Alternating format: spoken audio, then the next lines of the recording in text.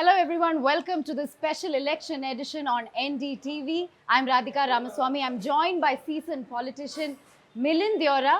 In fact, this time we are not catching him on a busy campaign trail. Of course, he's just come from several meetings and campaigns, but now we are catching him up over cups of coffees and delicacies in a neighborhood restaurant in Worli. All right, Mr. Deora, thank you so much for joining us on NDTV. Do you really get time to have cups of coffees and nashta these days? How busy? I mean, I'm sure the schedule is busy, but do you have time to even breathe? No, election schedules are very busy. This is my fifth election, and I've seen it from childhood. I've seen my late father. He fought um, 7 parliament elections, assembly elections, corporation elections. So from childhood, we've seen it. It's a hectic time, but it's a time when we also get to, you have to regulate yourself. And I've learned over the years, compared to when I was 27 years old in my first election, to now when I'm 47, I've learned how to, 20 years later, regulate myself much better, take care of myself much better. I meditate. I try to do at least once a day to declutter my mind of all the activity that's been happening the night before or during the day. I try to eat healthy as much as possible. Yes. And I just said healthy, and there you go. Thank you. And so these are things which I try to do, and generally, you get a good workout when you campaign as well. Stay hydrated. But it would be wrong for me to say I don't get time to have a cup of coffee. I wake up in the morning. I get about half an hour to read, to glance through the newspapers, glance through the news of the day, and of the morning rather, and have something to drink. How has the campaign trail been, and how difficult has it been over the last several weeks? Take us through the challenges that you're facing while you're on the road. Of course, you're a seasoned politician. You've done it before. You've been MP multiple times. So, but how challenging has it been this time? In a strange way, the heat is not so bad. It's not as bad as a summer election. My God.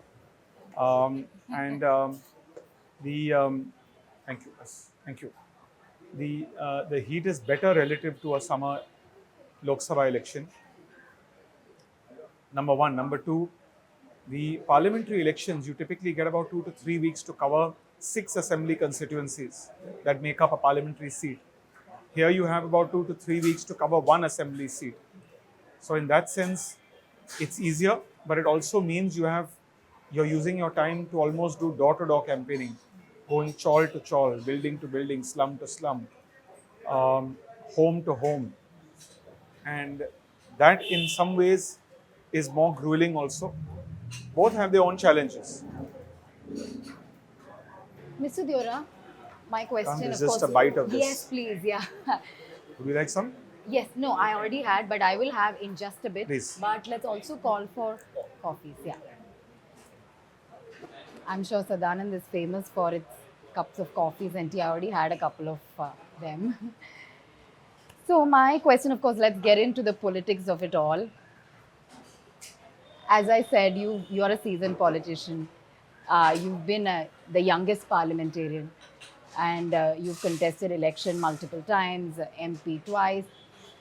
What drove you to contest from Worli this time? Of course, you know South Bombay better than many other leaders. But what drove you to contest this time from Worli constituency, and what drove you to contest at all? Firstly, it is a left field decision. Thank you. Chai, please. Thank you. Thank you. Half cup. Thank you. For me, like you said, I'm a South Mumbaikar. I've represented this area several times. I know this area. I'm born here. I live here. I work here. This is my Janma Bhumi and my Karma Bhumi. There's no doubt Aaditya Thackeray is an important leader of the opposition. And he's been the MLA of this area for the last 5 years. So, in some ways, this is a political challenge. The party, the alliance felt we should mount a serious challenge. And there were many discussions that we had. We have a lot of good local workers here. And in Worli is a very different constituency in that it's A, very cosmopolitan. B, there is a strong emotion of Worlikar. There are a lot of people who consider themselves local Worlikars. You won't find that in Malabar Hill, where there's a local aspiration and they want local people. Worli thank you, has had one of the longest serving MLAs in Maharashtra, Dattaji Nalavade, who was a local. After that, it had Sachin Ahir from the NCP. It had Sunil Shinde from the Shiv Sena, also locals. Aaditya was really the first outsider MLA from this area. And there was, in some ways, we wanted to mount a challenge. We wanted to raise the stakes. We did think about giving this ticket to a local Worlikar Karyakarta who's on the ground, accessible to them, unlike, let's say, Aaditya. But the decision was finally taken that, these things spin both ways. If we gave it to a local person, what could have happened is the narrative would have been, oh, you've given him a cakewalk. You've given it to an unknown person. And then all kinds of speculation and conspiracy theories would have floated around. You know Aaditya Thackeray very well. I mean, you've been his friend, you've been his colleague, you know him for many, many years. So do you find it a little weird that you're contesting against him? I know this is not Look, personal. He's a friend. He's someone I've known for a long time. There's no doubt. I've seen him since he was a young man. And I remember when he was a young boy, when he was a student and he came to Delhi once, and I was a member of parliament. He came home and he had written a book on poetry. So there's nothing personal about it. But he's campaigned for me very aggressively in 2014 and 2019. It's not that I took it the wrong way. And so he shouldn't either, number one. If he takes it personally, that's his problem, not mine. I'd like to think he is more mature than that. But this is really about issues. This is really about telling the people of Worli, telling the people of Mumbai, telling the people of Maharashtra that we have to move forward. Unfortunately, the kind of politics he started out practicing, and the kind of politics he's been doing for the last few years after he lost power, in my opinion, is very negative and very unfortunate, because he came in with a lot of promise. He's now become a speed breaker in the way of progress. The largest port in the country, Vadhavan Port, coming to Maharashtra in Palghar, he opposed it blindly. One of the largest refineries coming to Maharashtra, he opposed it. One of the largest nuclear power plant in the world in Konkan, he opposed it. He delayed the Mumbai metro by 4 years and led to a cost escalation of 14,000 crores. The Mahalakshmi race course, which he failed to implement when the lease expired in 2013. This government did it. He's opposing it. So I think this opposition politics for the sake of opposing, just because you don't like the person who's implementing it. You have a problem with the leader who's implementing it, doesn't mean you should become anti-Maharashtra, anti-Mumbai. Sure. So many of the projects were stalled under MDA regime is something that you've been pointing, and several other leaders within Mahayuti as well. Now, talking about Worli constituency, of course, you said that there is a lot of conversation around Worli constituency a lot, and that is something that even I noticed when I came here, when we were doing the setup. A lot of talk around how this is a three-way fight. Anything that you'd like to say about the third contestant, Sandeep Deshpande of MNS, who seemed to also win some sort of influence in this? I don't think that anyone takes MNS very seriously now, number one. And largely this is a two-way fight. It's beyond Aaditya and Milind Deora. It's beyond two parties as well, or two alliances. It's really a fight between governance without speed limits or governance filled with speed breakers. And that's the choice that Worlikars have to make. Do they want Mumbai, Maharashtra to move forward at the speed it's been moving forward in the last few years? Or do they want to put speed breakers up on every single issue? There's a good balance between infrastructure like the coastal road, Atal Setu, Mumbai Metro, Trans Harbour, Navi Mumbai Airport. But at the same time, we're also implementing green infrastructure. The Mahalakshmi race course, plus the coastal road, will open up 300 acres of public parks, central parks, to the people of South Mumbai. He's opposing that. This fear psychosis, spreading fear among the people. Oh, this is going to happen, that's going to happen. The government is going to build towers on the Mahalakshmi race course. This is what's going to happen in Dharavi. Just blindly lying, in my opinion, is politics which is negative. It's going to harm Mumbai, it's going to harm Maharashtra, and that's really one of the core reasons why I'm fighting this election. Absolutely. And as far as Worli constituency is concerned, you did speak about what the constituency is all about. It's a mixed constituency. You have your upscale, buildings, your elite buildings and people, and then you have your BDD chawls, which is another issue that you keep talking about, and Kolivadas. So tell us about the issues that you'd like to raise and some of the changes you'd like to see in the constituency. Well, there are many issues. So there are many local. Look, to be honest, in every constituency in Mumbai now, especially in parts of South Mumbai, where you have old chawls. This was originally a larger area called Girangaon, which meant the village where the Girini Kamgars, the mill workers who worked in textile mills, housing for the laborers, when Mumbai was a textile hub of India. And chawls were built for them during the British era, for them to live there, and then they would come to the mills to work. Today, those chawls are being redeveloped. Those mills have been redeveloped. You see skyscrapers, you see towers, you see commercial buildings, you see retail spaces. This area and the city is completely changing.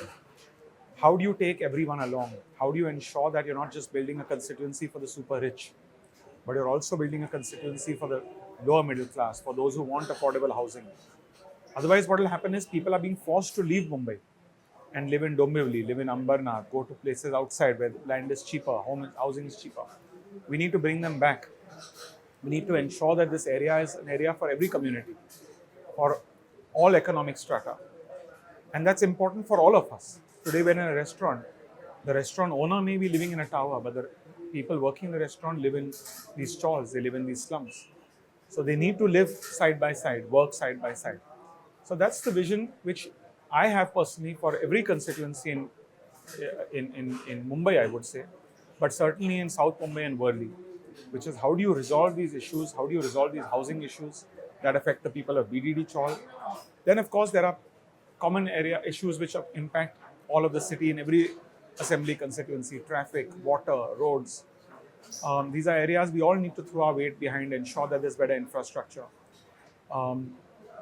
And so, but as I said, to rise above Worli, if we are not taking Mumbai and Maharashtra forward at the speed we've been progressing in the last 2.5 years, then everyone will suffer. Certainly. So development plank is something high on agenda as far as Mahayuti is It's the concerned. only thing on the agenda. Absolutely. And it's where I think that Aaditya, who came with great promise, not just failed to deliver, but I would say he became an impediment in the way of Mumbai and Maharashtra's progress and continues to do so, which I personally found and continue to find very, very unfortunate. When he came in here as someone who's fought from South Mumbai and he decided to contest the elections, the first member of his family to do so, and then chose Worli as a constituency, although he doesn't live here, I actually thought that the people of Worli, forget the politics, would benefit from his representation. He would help them, he would be accessible to them, he would solve these issues. He would take Mumbai forward, he would want Maharashtra to move forward. He wouldn't oppose for the sake of opposing. He'd educate people who were misled that we should not necessarily oppose for the sake of opposing. Every single incident, as I said, from metro to the Vadhavan port, to the refinery, to the nuclear plant, to the race course, every single issue, just blind opposition, fear psychosis. So opposition also pointing at the fact that, or pointing at certain, stuff, saying that, Mahayuti has only looted the people of Maharashtra. They speak about schemes, they speak about development projects, but most of it is on paper, and whatever gets developed is not of high quality and so on. So what is the kind of... Look, the companies that are implementing these projects, let's say the coastal road, who is implementing it? Not the BMC. Agencies like L&T. Who's implementing the Trans Harbour Link? Agencies, big companies, infrastructure companies, world-class infrastructure companies. So there's no better quality operators and EPC contractors than these people. Now I can also spin it around and ask them a question that a few years ago, when the MVA was in power, a rogue police officer was planting bombs outside the homes of industrialists, extorting money from them. At that time, the Chief Minister was asked, what is your view on that rogue police officer? Chief Minister virtually gave that man a clean chit. Today, that man is in jail. If you are encouraging your own bureaucracy to extort money. You're giving them a clean sheet. Who will come and invest in Mumbai? Who will come and invest in Maharashtra? Today, the reason Maharashtra has gone back to being the number one destination in the country for attracting foreign direct investment is because this government is very serious about giving a red carpet to investors. We are not, if anyone is caught extorting money, I can assure you there'll be no clean sheet. In fact, they'll be sent to jail. So, it's very easy for the opposition to criticize. When you're driving industry away, you're scaring them. That's why you had the diamond industry wanting to shift to Surat. Now they've come back. That's why you had Maharashtra going to number 2 in terms of attracting FDI. Now we've come back to number 1. That's why you have all large investors now coming back here to Mumbai and to Maharashtra. That's why you had a man like Klaus Schwab, who founded the World Economic Forum, saying that Mumbai is today an exciting destination. Everyone I meet is excited about the infrastructure, about the business climate, which goes beyond infrastructure. It also means how is the government responding. So we are excited about the future. We want to take that forward. We want Mumbai to go forward. And why we want Mumbai to go forward? And it's a very important point to note that for India to reach the level of becoming a $5 trillion economy, almost 20% or 1/5 of that will come from Maharashtra. And a significant part of that will come from the Mumbai metropolitan region. Today, the coastal road is from Kolaba to Worli. The plan is to take it all the way to Palghar. In Palghar, we will have another third airport. We will have the largest port in the country. We will have the metro going all the way. It's already going up to Thane. It will go beyond that. So you'll have north-south connectivity. We'll have west to east connectivity. Bridges, roads, public transportation connecting the western part of Mumbai to the eastern part. And then you can connect to the Trans-Harbour Link and get to Navi Mumbai Airport. All the way from Palghar in the north to Dighi port in the south, which is south of Alibag. That will become the new MMR region. You'll have 3 airports. You'll have 3 Mumbais. You'll have a complete change in infrastructure. And that will become a humongous, it will become the biggest growth engine, not just for Maharashtra, but for the country. And if you add a second financial center here, which is my dream, like we have in Gujarat now, you add a second financial center here, you can then completely change the face of this region. And then our competition is no longer Delhi or Chennai or Hyderabad or Bengaluru or Ahmedabad. Then we can compete with a Dubai in the west and a Singapore in the east. That should be the vision we aspire towards. So extraordinary infrastructure overhaul is something that you're looking at, something Mahayuti is looking at. Now, let's talk about your father, Milind Deora. Of course, he was a veteran leader, veteran politician, somebody who's highly respected, regarded. What are the lessons that you take from him as you go on with these campaign trails, as you go on with this difficult battle that you're fighting now? Well, my father was a quintessential Mumbaikar. He was a quintessential problem solver. He believed politics, parties are a means to an end. They are not the end. They are a vehicle through which you deliver on governance. He didn't believe in being dogmatic and having rigid views on any issue. He was always open to new ideas to be corrected. He was always open to working across the aisle with people from different parties, from different countries, to solve what's best for Mumbai, for Maharashtra, for India. And that's the biggest lesson I've learned from him. He really used to say that, and especially today when the world is so divided on ideology, he used to say what matters more than ideology is good ideas. And people with good ideas. If you get stuck in ideological dogma, you will never move forward. You'll never be able to shake hands with the person who you disagree with and work with them for the larger good. And he was able to do a lot for India, whether it's banning smoking in public places, whether it's helping bring about the insurance bill, which led to the private sector entering insurance, which led to crores of people in India having access to health insurance, life insurance, not just being dependent on the monopolies of LIC and GIC. He did that by inter-party dialogue, by connecting with other parties, by working across the aisle. So I respect that. I admire him because he was respected by all parties. He had a very good relation with the late Balasaheb Thackeray. They were very good friends. and during a time when Congress and Shiv Sena really, truly, I would say, had serious problems with one another, he still maintained that close proximity and friendship. So I believe politics must transcend personal problems. It must never be personal. It must be fought on ideas, on issues, and ultimately to take the country forward. Great. And also, one more question that I wanted to ask. Of course, elections 2024, very different from elections 2019 in terms of political landscape is changed. We have multiple parties now, splits have happened, realignments have happened. You left the Congress party, you joined Eknath Shinde Sena. So how do you view these elections as compared to the previous ones, previous assembly elections in Maharashtra? Look, the biggest disruption that happened in Maharashtra, very quickly, unfortunately, I have to excuse myself. The biggest disruption that happened in Maharashtra 2019 was when Shiv Sena and Congress came together. The Mahayuti had won a second term, and the NDA won a second term in 2019. The voters decisively gave the Shiv Sena BJP alliance a second term.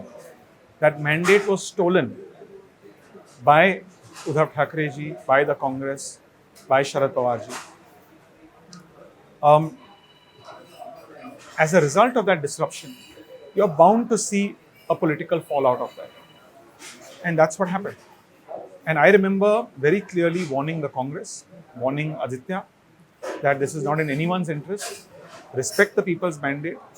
Maintain Congress, I remember advising them, maintain the role of an opposition, constructive opposition. People chose otherwise for power, people chose otherwise for whatever unfortunate reasons, and that led to this disruption. So these things happen when you disobey, disregard the verdict of the people. Thank you so much. But Mr. Deora, before I let you go, I have some very light questions to ask Please beyond go ahead. politics. Tea or coffee? I'm guessing tea because I just saw you. Coffee. Really? Yes, but when I drink coffee, if I drink coffee after 4 p.m., then I can't sleep till about, I'm sleeping during this election maybe around 1:30 every day. But How many hours sleep are you getting now? about 5 hours if I'm lucky, maybe an hour in the afternoon if I get time. But so if I drink coffee, then my sleep cycle gets even further disrupted if it's after around 3 p.m. or 4 p.m. So both are, but I prefer coffee. Okay. Sunrise at Marine Drive or sunset at Worli Sea Face? I think you say Sunrise Worli. at Marine Drive or sunset at Worli Sea Face. I think both. I would say doesn't matter where it is, where in the world I am. Sunrise or sunset are beautiful in any part of the world. Favorite Mumbai street food? Tough question. Depends. Sometimes more than a batata vada, but more, the vada minus the bread is my favorite quick food. Pav bhaji, a sev puri. And if you weren't a politician, who would you be? Because I know you play the guitar. I mean, that's what I read. Without a You doubt, be a a musician. musician? Without Yeah. a doubt. Without a doubt. And if you I mean, if not a musician, certainly in the genre of music, whether it's a musician, whether it's a person who is managing an artist, whether it's someone who's carrying the guitar of an artist, tuning their guitar, anything to do in the music space. Wonderful. And if you could meet any politician from history, who would it be? World history, Indian history, anything. Any politician from world history, certainly Gandhi ji. Okay. And I have a few questions to understand your knowledge about Worli, but these are very simple questions. Which luxury high-rise in Worli is among the tallest residential buildings in India? Good question. Is it Lodha Towers? That's one of them. That's one of them. And there is one more because I read two. India Bulls Blue? No, one that is under dispute, I think. I'm not sure. Palace Royale. Okay. That's I under didn't know that. dispute, I right? didn't know that. And which well-known Indian cricketer and former captain of the Indian team resides in a luxury apartment in Worli? I think Rohit does, or I know Surya doesn't. I don't know. Virat Kohli. Virat does. That's right. That's right. Yeah. That's right. It's. I don't know if. Yes, he's in. He does Yes. play Yes. Yes. And there's one more thing that I read about, which is quite interesting. Weight of Bandra Worli ceiling is equal to the weight of 50,000 dash. 50,000. The weight of the Bandra Worli ceiling is equal to the weight of 50,000 dash. I don't know. Yeah, that is Maybe these something puris. that I don't know. Yeah, exactly, right? 50,000 African elephants. Wow. This is something I didn't read know that. online. I didn't know that. Yeah. But that's it. Thank you so Thank much, you. Mr. Deora, Thank you for so much. speaking to NDTV. Pleasure. And we look forward to having more chats with you ahead of elections and after elections. Absolutely. And It'll all be a the best pleasure. to It'll be a you. pleasure. Thank you so and I'm much. leaving all of this for you. Thank you. Okay, that's a lot to eat, but I'll try.